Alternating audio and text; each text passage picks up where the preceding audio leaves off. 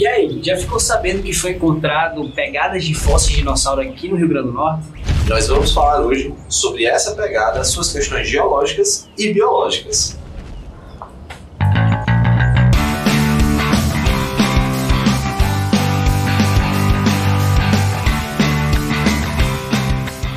Olá, meu nome é Robson Cavalcante. Olá pessoas, sou Vitor Viana. E hoje nós vamos falar sobre as pegadas encontradas no Vale do Açu, no Rio Grande do Norte. Você conhece a região do Vale do Açu e o oeste potiguar?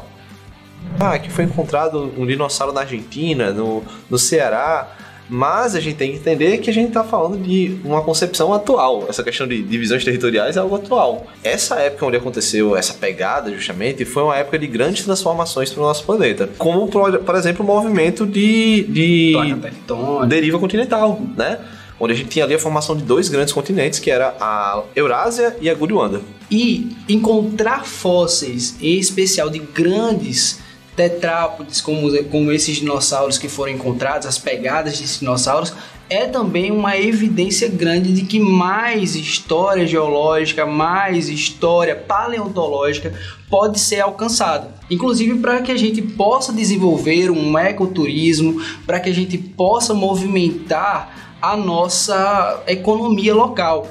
Como você disse, é um fenômeno que não é comum de acontecer, porque as condições geológicas necessárias para evidenciar uma pegada como essa, porque a gente não está falando do fóssil do animal, a gente está falando ali de uma questão de formação diagênica, né? É a formação de uma pegada, a formação de um fóssil de uma pegada de um animal.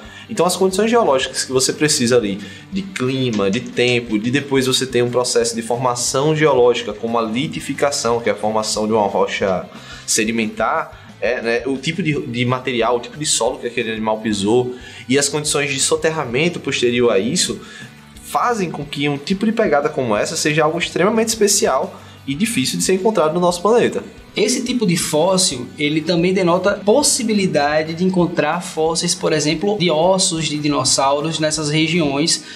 Lógico, a gente tem que estar falando que esse tipo de fóssil é chamado icnofóssil, que é um fóssil que ele basicamente demonstra alguma ação do animal sobre o ambiente. Poderia ser, por exemplo, as fezes, um buraco, uma galeria feita por esse animal. E um evento como esse, ele pode atrair investimentos para pesquisas paleontológicas, por exemplo, do mundo inteiro. Isso é uma coisa que falha bastante aqui no Brasil. Se repararmos, por exemplo, nos Estados Unidos, a gente vai conseguir ver milhares de museus que contam a sua história, constroem mitos sobre a sua região, e é uma coisa que a gente falha muito, apesar do Brasil ele ter muitas histórias incríveis, até para criar também um maior afeto da nossa terra. Essa terra é uma terra que já teve dinossauros, uma terra que tem história com os índios e muitas delas a gente não conhece, uma coisa absurda.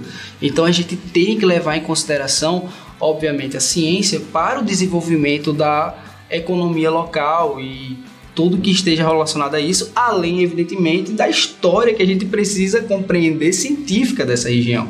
Então a gente está falando ali de um animal que viveu na era do Mesozoico, no período Cretáceo, ou seja, já no final do período da existência dos dinossauros. É interessante até pensar que isso mostra, essa questão dos períodos, que o homem de forma alguma ele foi contemporâneo desse tipo de animal. Então a gente tem ali os períodos Triássico, Jurássico e Cretáceo, nessa mesma ordem que eles aconteceram. Então a gente já tem um animal ali que viveu no final do período Cretáceo, né, no último período. E isso data mais ou menos naquele período ali que a gente fala sobre as transformações continentais que o nosso planeta sofreu. Então, as divisões continentais, a formação de 2 novos continentes, e que isso trouxe mudanças climáticas no planeta, a extinção de determinadas espécies. É importante dizer que os dinossauros eles foram extintos, de fato, mas muitos deles evoluíram. Aquela concepção do Jurassic Park, daquele animal que parece um lagarto, é uma concepção errada, antiga, antiquada. Na verdade, hoje a gente sabe que eles eram muito mais parecidos com as aves, provavelmente tinham plumas, provavelmente muito parecido com a galinha, do que com uma lagartixa. Exatamente. Então toda vez que você estiver pensando em comer uma galinha, pensa que está comendo um primo de um Tiranossauro Rex, algo do tipo, né? Então se ele existisse, ele ia ficar meio chateado, você tá comendo o primo dele. O que a gente tem que saber sobre essas espécies que foram evidenciadas aqui? Primeiro é que a gente não sabe exatamente qual é a espécie em si. Não dá para se determinar ela a partir somente da pegada. A gente precisaria, para saber a espécie, de uma ossada, de um grupo de ossos, para que a gente pudesse determinar algo do tipo, ou até mesmo catalogar uma nova espécie. No entanto, a gente sabe qual é a ordem desse animal. Esse animal são dos saurópodes, que são aqueles animais que têm um pescoço longo, né, que foi muito mostrado, por exemplo, no filme Jurassic Park 1. Eles são marcados por ter o pescoço em formato de S, eles terem uma estrutura de focinho que mais tarde vai dar origem ao que nós chamamos de bico das aves, e basicamente eles também vão conseguir ficar apoiados nas duas patas traseiras. Esses animais, eles são o que nós chamamos de herbívoros, e eles são os maiores animais que já existiram, são um grupo de animais terrestres. É um exemplo daquele que foi encontrado lá na Patagônia da Argentina, um animal extremamente grande. Para você ter ideia, o osso do fêmur dele é maior do que um ser humano. Também um outro grupo chamado de ornitópodes, que são de um grupo também dos saurópodes, que são muito próximos aos animais carnívoros, mas que evoluem para se tornarem herbívoros. Mais tarde, eles vão conseguir desenvolver uma série de características que vão permitir com que eles se tornem animais que sobrevivam de pastagem, e aí eles têm uma série de modificações. Os mais famosos que a gente pode ter é de um filme da Disney chamado Dinossauro. Esse filme, ali a gente tem os chamados iguanodon, e esses iguanodons, eles são esses animais que fazem parte do grupo dos ornitópodes. As condições climáticas, geológicas que permitiram que essa pegada ela resistisse até hoje é uma formação de diagênese, ou seja, a formação rochosa. A gente tem 3 tipos de rochas básicas, né? As magmáticas, as metamórficas, e esse é um tipo de rocha sedimentar, mais conhecida como arenito. O arenito é uma rocha que vem justamente da compactação, da litificação de um material arenoso. Então esse arenito de praia hoje que a gente vê que segura as falésias, esse arenito de praia hoje que a gente vê na cidade de Natal, ela é um arenito que tem origem nessa época, talvez... Sim, não é tão antigo, por exemplo, como um pré-cambriano, que já vem um período bem anterior ao Mesozoico, mas ele já tem um certo tempo, né? Quando a gente fala de tempo geológico, é interessante pensar isso, porque se a gente fala de 10 mil, 100 mil anos, é bastante coisa para o tempo histórico, mas para o tempo geológico isso é pouca coisa, né? Milhões de anos não chega a ser tanto para uma rocha. E aí as condições que permitem essa formação é justamente que na hora da pegada você não tenha nenhum tipo de impacto posterior a ele. Por exemplo, você não tenha uma gravidade muito forte que vá puxar aquele arenito, não seja uma área que tenha intensas chuvas, porque também pode desfazer a pegada.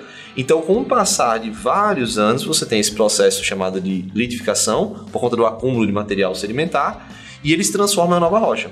Só que se ele continuar exposto às intempéries, né, ele pode ser erodido. Então você vai perder aquela pegada. 2 coisas que precisam acontecer. Primeiro, o solo ele sofrer esse impacto, ele ser capaz de moldar de acordo com a pegada do animal. E o segundo é depois da formação da nova rocha, que a gente vai chamar aí de arenito, ele ter uma cobertura posterior a ele, porque essa cobertura é o que vai permitir que ele não seja erodido com o passar de milhões de anos e que hoje a gente tem acesso a esse tipo de material. Muito provavelmente, se você começar a fazer escavações próximas, você vai começar a descobrir novos fósseis, porque isso vai ser um indicador. Uma das coisas que a gente já observava há muito tempo era que a possibilidade de encontrar fósseis de dinossauros no nosso ambiente aqui do Rio Grande do Norte. Uma das coisas se dava porque a gente encontra bastantes fósseis desse período, só que fósseis aquáticos. Então aquela música, por exemplo, de Luiz Gonzaga, né? O sertão vai virar mar, não, o sertão já foi mar. Isso aí já aconteceu justamente nesse mesmo período do Cretáceo. Nessas transformações, por exemplo, de separação de continentes, você tem a expansão de vários oceanos. O Oceano Atlântico mesmo, ele se formou a partir da divisão do continente africano e continente americano atualmente, né? Você tem mudanças climáticas que também alteram o nível dos oceanos. Então, se você pensar hoje na questão do aquecimento global, a gente já passou por vários períodos de aquecimento e resfriamento do nosso planeta. Você tem hoje uma questão antrópica nessa alteração climática, mas o nosso planeta já passou por alterações climáticas naturais, que fazem com que o oceano suba ou desça. Ou seja, nem vai ser nem a primeira, nem vai ser a última vez que a Terra ela vai aquecer e resfriar. E se a gente pensar nessa questão do avanço do nível do mar, isso é uma evidência muito forte. Quando você encontra rochas como, por exemplo, o calcário, que é uma rocha que é típica do fundo do mar, ou mármore, porque o mármore é uma rocha que é proveniente do calcário. Às vezes você pode perceber essa alteração da posição dos oceanos e da camada rochosa, da crosta terrestre, porque você pega o topo da Cordilheira dos Andes e encontra fósseis de animais marinhos. Então você também tem essa questão da movimentação do assoalho oceânico e das transformações por conta dos movimentos tectônicos. Mas agora eu tenho uma pergunta. O Rio Grande do Sul ele é famoso aqui no Brasil por ser o local onde a gente mais encontra fósseis. Os maiores animais a gente encontrou aqui. E eu queria saber por que lá não digo fácil de encontrar, porque lá a gente consegue ter mais evidência, por exemplo, do que aqui no Rio Grande do Norte. Aí entra uma questão, lógico, de investimentos no setor, e também entra uma questão, como eu disse, você precisa ter aquele solo protegido, você precisa ter aquele, não solo, mas aquela camada rochosa, esses fósseis, eles precisam estar protegidos. E quando você tem um solo mais profundo, aquele material está mais protegido, porque existe a diferença entre o intemperismo químico e o físico. O intemperismo químico, ele deixa um solo ali chamado de solos aluviais e... Peraí, só um minutinho, gente. 2000 anos depois. Então, quando a gente fala de solos diferentes, o solo do sul do país, ele é um solo chamado de solo eluvial. É um solo que sofre mais intemperismo químico. Então, ele não é um solo que sofre transporte, não sofre erosão. E ele permanece no local, protegendo o material geológico que está por baixo. Enquanto que no Nordeste, o intemperismo físico é muito mais forte. Então, a água da chuva, o vento, ele acaba deixando um solo mais raso, mais pedregoso. E aí, esses materiais, eles acabam sendo erodidos e perdidos. Uma coisa também interessante sobre toda vida que a gente falar sobre os fósseis é a chamada Guerra dos Ossos. O que significa isso? As pessoas que encontram fósseis em seus terrenos normalmente vendem esses fósseis. Vendem porque eles apresentam algum tipo de característica bonita que seria associada, por exemplo, a alguma questão ornamental. Um mármore que tem um pedaço de um peixe, por exemplo, você já pode ter visto em algum momento. E esse tipo de questão é uma questão muito delicada, porque acaba que distancia esses elementos, esses materiais das pessoas que pesquisam, que catalogam, contam a história evolutiva da nossa Terra, do nosso planeta, o que faz com que seja bastante difícil de encontrar. Existem também vários exemplos de pesquisadores de fora que vêm para essas regiões, esses sítios paleontológicos e roubam os ossos encontrados, catalogam e enviam. É o caso, por exemplo, do nosso fóssil aqui do Brasil, chamado Ubirajara, que ele basicamente foi encontrado no Ceará, também encontrado no Pará, mas que ele agora está na Alemanha. Então hoje existe uma discussão muito profunda a respeito de repatriação desse animal, afinal de contas, repatriação do fóssil desse animal, afinal de contas ele é brasileiro, ele conta uma história evolutiva do nosso país. Mas a pergunta que eu deixo, você gostaria que ele viesse para o Brasil? Aí é um grande risco.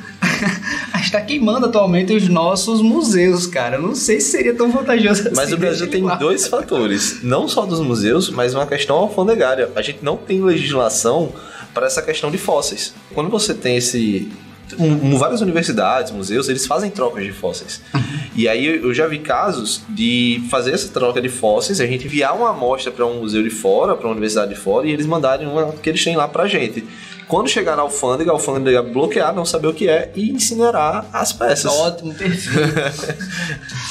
Mas é isso, gente. Tem uma discussão profunda, a gente só vai conseguir vencer essas etapas burocráticas no dia, evidentemente, que as pessoas estiverem mais bem educadas, que tiverem mais acesso a esses eventos, a informação, né? E com certeza esse é o nosso papel aqui também. E aí, gostou do assunto? Eu espero que sim. E se você gostou mesmo, deixe seu gostei aqui embaixo. Se tem alguma dúvida, use o campo de comentários. E não deixe de ver o nosso vídeo falando sobre clonagem de dinossauros. Vai estar em algum canto aqui na tela. E para esses e outros assuntos, dá o play no Já Passei. Vamos fazer o play no Já Passei junto. Tem que ser... E para mais vídeos como esses, dá o play no Já Passei.